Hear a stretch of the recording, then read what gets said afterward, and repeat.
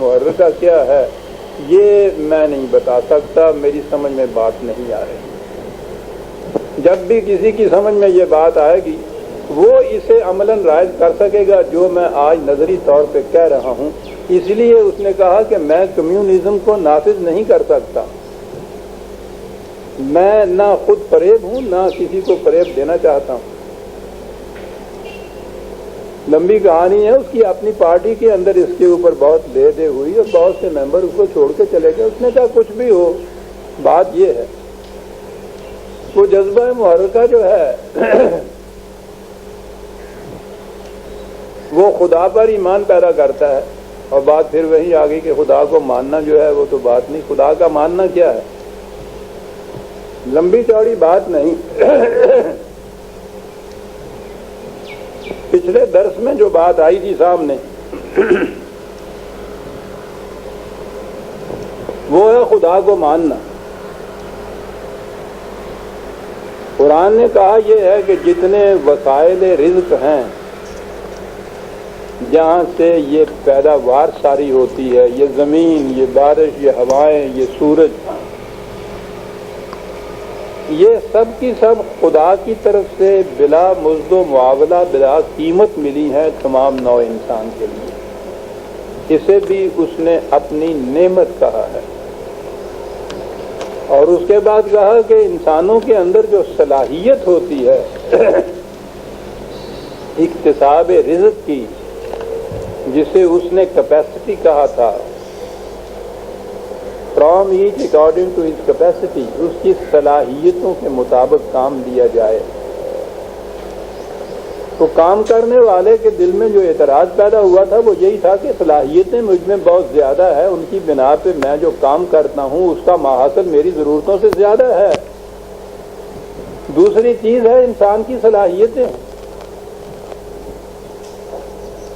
قرآن نے یہ بتایا کہ جس طرح سے یہ خارجی دنیا میں ذرائع رزق اور وسائل رزق جو ہیں خدا کی طرف سے بطور نعمت ملے ہیں، یہ صلاحیتوں کی جو بنیادی چیز ہے انسان کے اندر، یہ بھی خدا کی طرف سے بلا مزد و معاوضہ ملی ہوئی ہے۔ زمین سے کچھ حاصل کرنے کے لیے تمہیں محنت کرنی پڑتی ہے، اسی طرح سے اپنی ان صلاحیتوں کو ڈیولپ کرنے کے لیے تمہیں محنت کرنی پڑتی ہے۔ تو اس نے کہا یہ کہ جو کچھ تم حاصل کرتے ہو اس میں تمہاری صرف محنت ہوتی ہے، اور اصول یہ ہے کہ لیس للانسان الا ما سعی، انسان اپنی محنت کے ماحصل کا مستحق ہے۔ یہ باقی چیزیں جو ہیں، اب یہ دیکھیے دو ٹکڑے جہاں سے سمجھ میں بات آئے گی کہ وہ خدا کس طرح شامل ہوتا ہے بالشویزم میں یا کمیونزم کے اندر۔ اصول تو وہی ہے جو اس نے بتایا تھا، ہر ایک اپنی استعداد کے مطابق کام کرے اور اسی کی ضروریات زندگی پوری ہوتی رہے نظام کی طرف سے۔ جذبہ محرکہ وہ کیا ہوگا جسے کہا خدا پر ایمان؟ وہ ایمان کیا ہے؟ ایمان یہ ہے جو پچھلی دفعہ بھی میں نے یہ پیش کی تھی، یہ آیت 16/53، وَمَا بِكُم مِّن نِّعْمَةٍ فَمِنَ اللَّهِ، یہ ہے ایمان خدا پر، کہ جتنی چیزیں اس معاشی نظام میں بطور نعمت کے خدا کی طرف سے ملی ہیں، یہ وسائل اور ذرائع رزق اور میری صلاحیتیں، ان میں سے کوئی چیز میری اپنی نہیں ہے، یہ سب خدا کی طرف سے ملی ہوئی ہیں، میں تو صرف محنت کرتا ہوں، محنت میری ہے اس میں۔ یہ جو ایمان ہے کہ ان میں سے کوئی چیز میری نہیں ہے، یہ نعمت ہے خدا کی جو ملی ہوئی ہے مجھے، یہ ایمان وہ جذبہ محرکہ پیدا کرتا ہے عزیزان من، کہ وہ زیادہ سے زیادہ محنت کرتا ہے اور اس کے بعد صرف اپنی ضرورت کے لیے اپنے پاس رکھتا ہے۔ اب یہ بھی نہیں ہے کہ اس کو مار مار کے اس سے کام لیا جاتا ہے، جب یہ جذبہ محرکہ نہ ملا وہاں، تو مارکس نے تو یہ کہہ دیا کہ میں کمیونزم کو انٹروڈیوس نہیں کر سکتا۔ بعد میں لینن وغیرہ نے جو انٹروڈیوس کیا تو انہوں نے کہا کہ کمیونزم کو تو ہم بھی نہیں نافذ کر سکتے، ہم سوشلزم کو نافذ کریں گے۔ اور سوشلزم میں بھی یہ کیفیت پیدا ہوئی ان کی کہ کام کرنے کے لیے کسی کو جذبہ محرکہ نہیں ملتا تھا، وہ ڈنڈے کے زور پہ کام لینا شروع کیا۔ ڈنڈے کے زور پہ تو کوئی اپنا جی لگا کر محنت نہیں کرتا تھا۔ یہ جو ناکامی ہوئی ہے روس کو بھی اور اس کے بعد چین کو بھی، وہ اسی لیے ہے کہ جذبہ محرکہ نہیں تھا۔ جذبہ محرکہ یہ اور وہاں اس لیے نہیں تھا کہ وہ تو سرے سے خدا ہی کے قائل نہیں تھے،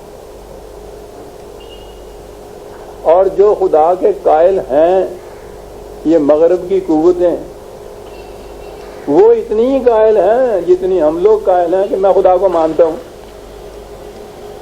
میں مانتا ہوں۔ یہ فرق کیا پڑا؟ ایک سرمایہ دار ملک جو ہے وہ کہتا ہے امریکہ اور انگلستان ہم خدا کو مانتے ہیں، وہ روس کہتا ہے ہم نہیں مانتے ہیں۔ ان دونوں میں فرق کیا ہے؟ فرق فریب دہی کا ہے۔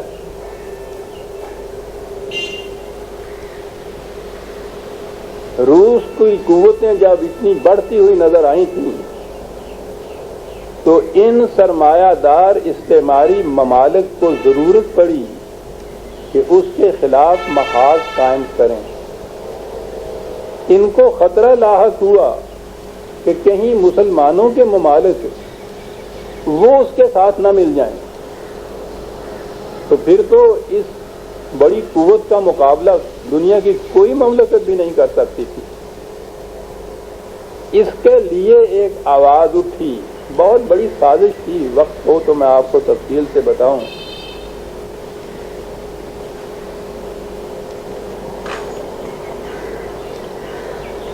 نعرہ یہ بلند ہوا، روس نے یہ چیز کہی تھی، workers of the world unite together, اور دنیا کے محنت کشو آؤ اکٹھے ہو جاؤ۔ انہوں نے ایک نعرہ دیا اور وہ یہ تھا کہ believers in God unite together, آؤ خدا کے ماننے والوں اکٹھے ہو جائیں ہم۔ یعنی جان بچانی تھی اپنی، رشیا کے ریچھ تھے، اور اس کے لیے دعوت دی جا رہی تھی یہ مسلمانوں کے ممالک کو کہ آؤ ہم بھی بلیورز ان گاڈ ہیں، تم بھی بلیورز ان گاڈ ہو۔ کیا بات، آؤ اکٹھے ہو کے اس دہریت کا مقابلہ کریں، یہ تو خدا کے منکر ہیں۔ آپ کو دیکھا کہ یہ مذہب سے کیسا کام لیا جاتا ہے۔ یہ تھا جو، اور مسلمانوں کو دعوت یہ دی گئی کہ وہ خدا کو نہیں مانتا، ہم خدا کو مانتے ہیں، تم بھی خدا کو مانتے ہیں، یہ لہذا محاذ یوں ہونا چاہیے، خدا کے منکرین کے خلاف خدا کے ماننے والوں کا محاذ۔ میں نے کہا یہ جو محض ماننے کی بات ہے نا، اس سے کچھ فرق نہیں پڑتا۔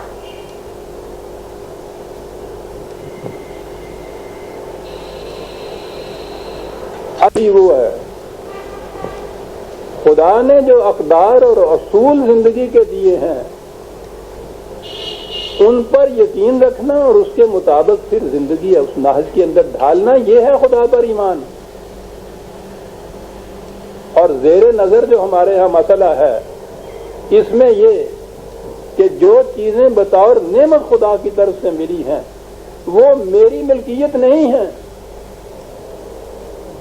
ان پہ میرا کوئی حق ہی نہیں ہے۔